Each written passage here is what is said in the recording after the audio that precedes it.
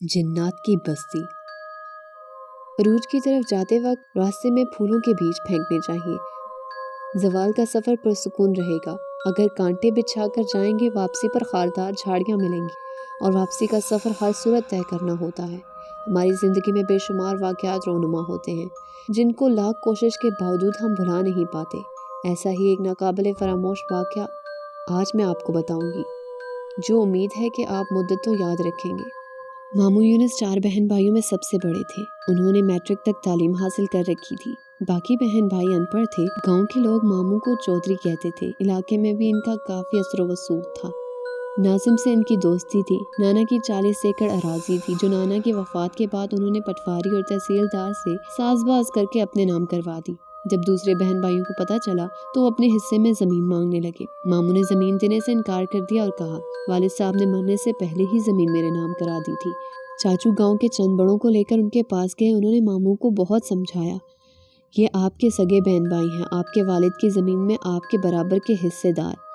ते बहन भाइयों को उनके हिस्से की ज़मीन दे दो, ये भी खुश हो जाएंगे और अल्लाह भी राज़ी हो जाएगा।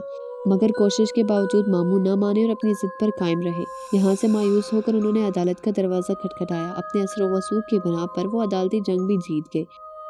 अब वो 40 एकड़ ज़री ज़मीन के तनहा मालिक थे। मामू का एक ही बेटा था जो शहर में तालीम हासिल कर रहा था। एक मुंशी रखा गया था जो होने वाली आमदनी का हिसाब किताब करता था। ज़मीनों से अच्छी खासी आमदनी हो रही थी। 40 एकड़ ज़मीन में 2 एकड़ ज़मीन गैराबाद थी। यहाँ एक पुरानी कब्र भी थी। लोगों का ख्याल था कि इस कब्र में अल्लाह का नेक बंदा दफन है या कोई गैर मरी मखलूक रहती है, जिस वजह से चौधरी यूनुस की फसल दूसरे लोगों से ज़्यादा औसत देती है। जो इस आजमाइश में कामयाब रहते हैं, ज़िंदगी बस उनकी ही है।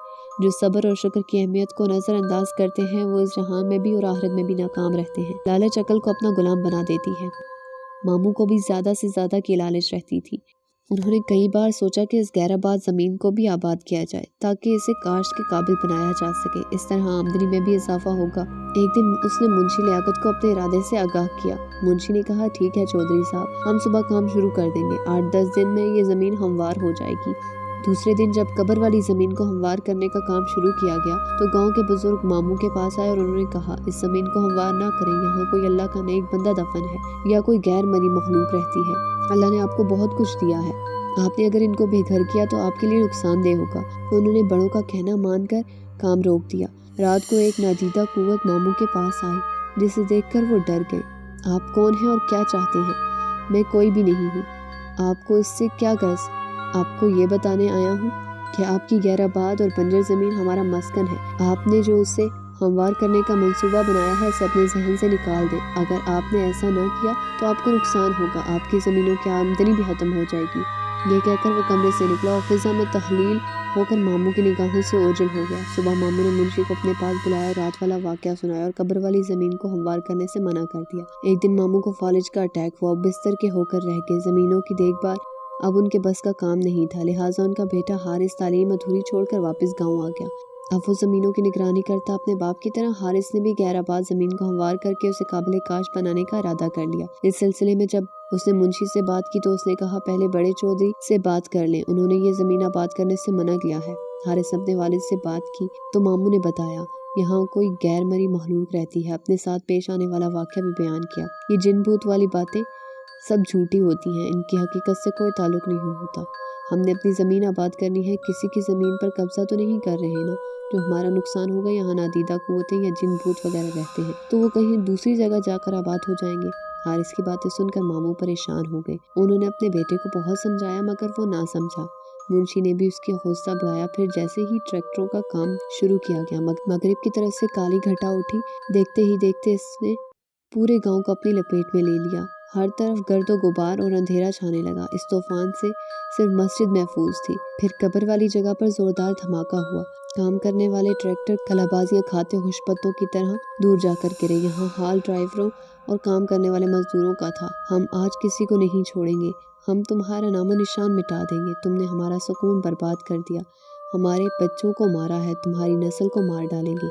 ये आवाज़ें इस कदर खौफनाक और करहत थी कि हर जी रूह को खौफ आने लगा। हर तरफ आहो बकार और कयामत से सुगरा बरपा थी। एक नादीदा कुव्वत हारिस को उठाकर छत तक ले गई और फिर एकदम ही छोड़ दिया। वो धड़म से फर्श पर कमर के बल गिरा। اس کو کافی چوٹیں آئی۔ بھلا ہو اس مؤذن کا جس نے اللہ اکبر کہہ کر ظہر کی اذان شروع کی۔ اذان کے کلمات سنتے ہی ہر طرف سکون ہو گیا۔ گاؤں کے لوگ مسجد کی طرف دوڑے۔ مسجد کا صحن زیادہ وسیع نہیں تھا کہ گاؤں کے سارے لوگ اس میں سما جاتے۔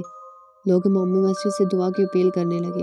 امام مسجد نے دعا کرائی، اے مخلوق کے خدا، اب غریب لوگوں کا کوئی قصور نہیں ہے۔ یہ چودھری کے ہاں مزدوری کر کے اپنا اور بچوں کا پیٹ پالتے ہیں۔ آج بھی یہ لوگ وہاں مزدوری کرنے گئے تھے۔ یہ لوگ آپ کی بستی کے بے خبر تھے۔ انجانے میں جو غلطی کر بیٹھے ہیں اس غلطی کی معافی چاہتے ہیں۔ ہو سکے تو چودھری صاحب کو بھی معاف کر دیں۔ یہ سب شرمندہ ہیں، آئندہ کبھی آپ کی بستی کی طرف نہیں جائیں گے۔ پھر اچانک سفید لباس پہنے ایک بزرگ سامنے آئے۔ اے آدم کی اولاد، ہم بھی اس طرح خدائے بزرگ و برتر کی پیداوار ہیں۔ ہم اپنے آپ میں گم رہنے والی مخلوق ہیں۔ ہم بے وجہ کسی کو پریشان نہیں کرتے، نہ ہی ہم نے کبھی آپ کا برا سوچا۔ ہم نے کسی کے ساتھ برا سلوک کیا تو وہ سامنے آئے، ہم سزا بھگتنے کو تیار ہیں۔ اپنے گریبانوں میں جھانکو، بردباری اور تحمل اس کے اصول ہیں، صراط مستقیم اس کی راہ ہے، اور سچائی اور انصاف جذبہ ایمان ہے۔